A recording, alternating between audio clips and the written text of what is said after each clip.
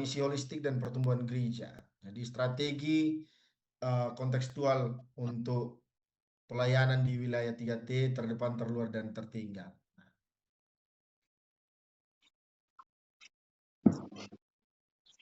Namun sebelum kita masuk ke sana, kita lihat dulu apa sih definisi misi dan misiologi. Ini kita baru bagian yang pertama ya Bapak Ibu, di bagian misi dulu.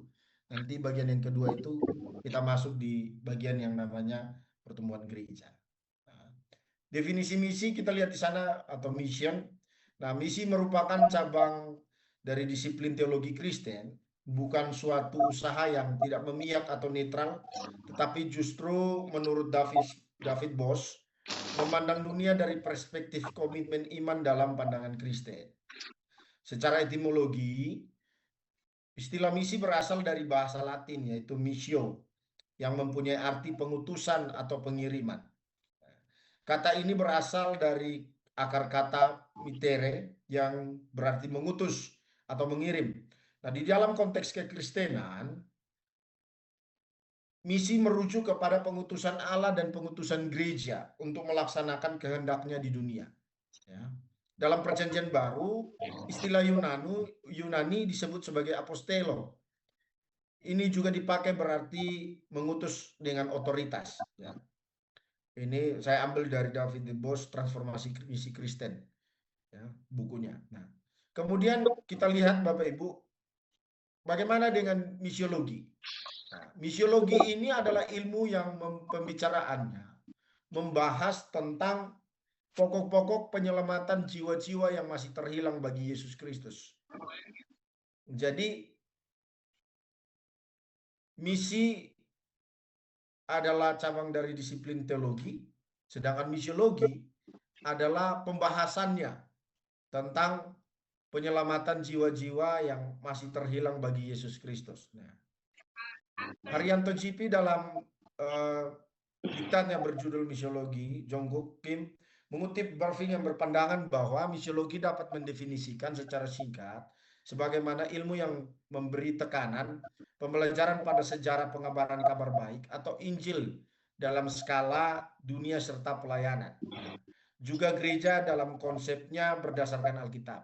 Nah, Ferdinand Kaswawa sependapat dengan Bosch. Dia mengatakan bahwa misiologi adalah studi sistematis yang berhubungan dengan dasar Alkitabiah, teologi, historis maupun praktis dari misi Kristen.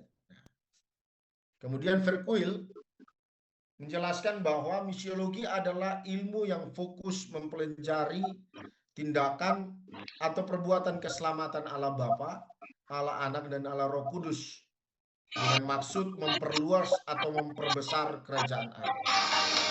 Sedangkan jurnal Situmorang menyatakan bahwa misiologi adalah suatu bidang ilmu yang secara sistematis mempelajari misi, evangelisasi maupun kegiatan misioner.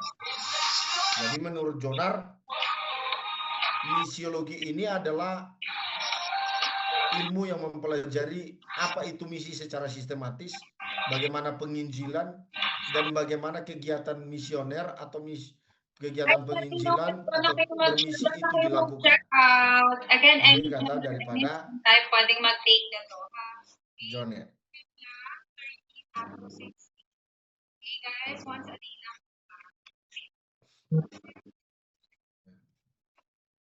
Kita lihat Bapak Ibu, Missio Dei, misi ini berpusat pada Allah. Kalau lihat di gambaran ini Bapak Ibu, inilah hati Allah Bapak Ibu, ya. Inisiatornya Allah ini merupakan inisiator. Hati Allah ini merupakan inisiator daripada misi. Kristus itu wujud inkarnasinya.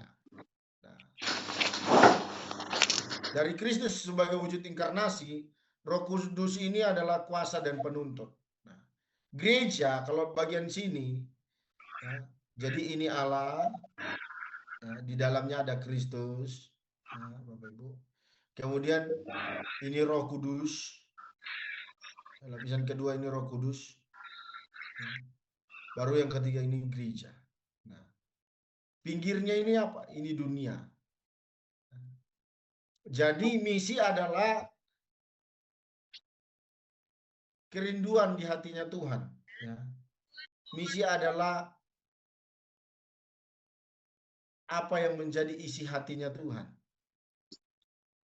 Gereja atau umat Tuhan, murid, itu menjadi rekan atau alat, ya rekan sekerja kita sebut ya, jangan alat yang Tuhan pakai, rekan sekerja yang Tuhan gandeng untuk misi ini boleh dilaksanakan. Nah, targetnya adalah dunia.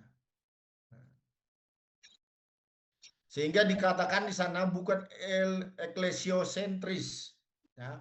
Jadi misi ini bukanlah sekedar rancangan organisasi atau program gereja, tapi misi ini berpusatnya pada Allah, isi hati Tuhan itu sendiri. Nah, jadi kira-kira menurut Bapak Ibu, kalau manusia nggak jatuh dalam dosa, kira-kira ada misi tidak?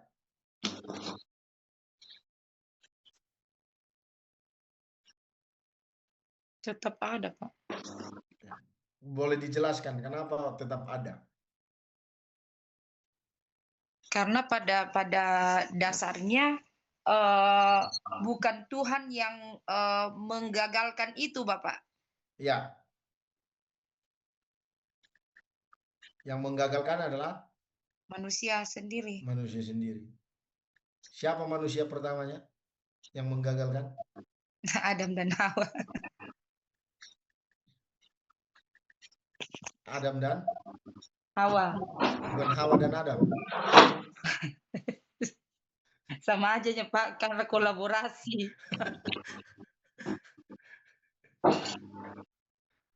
Sama aja ya. Kalau kita lihat secara teosentrisnya, gereja adalah organisasi rohani yang berpartisipasi dalam misi Allah yang terus berlanjut di dunia. Jadi kalau seandainya manusia nggak jatuh dalam program gereja, misi itu merupakan isi hatinya Tuhan. Ya. Kalau teosentris, gereja adalah organisasi rohani yang berpartisipasi. Jadi gereja itu hanya terlibat, ya, untuk mengerjakan misi Tuhan, supaya misi Tuhan itu bisa berlanjut di dunia ini. Jadi gereja bukan gereja bukanlah organisasi yang dirancang, misi bukanlah organisasi yang dirancang untuk dirancang dalam gereja, bahkan perpanjangan kasih tak terbatas daripada Allah Tritunggal. Ya. Jadi Bapa mengutus anak, dan Bapa dan anak mengutus Roh Kudus, dan Roh Kudus secara aktif mengutus gereja untuk menjadi terang di seluruh bumi. Makanya ada perintah, karena itu pergilah jadikanlah semua bangsa murid Tuhan. Supaya apa? Seluruh bumi itu boleh mengenal foto kita, terang yang sesungguhnya. foto kita itu. Iya. Sehingga dalam teologi Kristen kontemporer, misi tidak lagi dipahami semata-mata sebagai aktivitas gereja atau strategi penginjilan, melainkan inisiatif ilahi yang bersumber daripada Allah itu sendiri. Ya. Nah, konsep ini dikenal sebagai missio Dei atau misi daripada Allah. Gereja dan orang percaya tidak memiliki yang namanya misi, Bapak Ibu. Tetapi gereja dan orang percaya diundang. Jadi kita ini diundang untuk melakukan, ya, diundang untuk ikut terlibat dalam apa yang menjadi rancangan Tuhan. Jadi gereja dan orang percaya tidak memiliki yang namanya misi.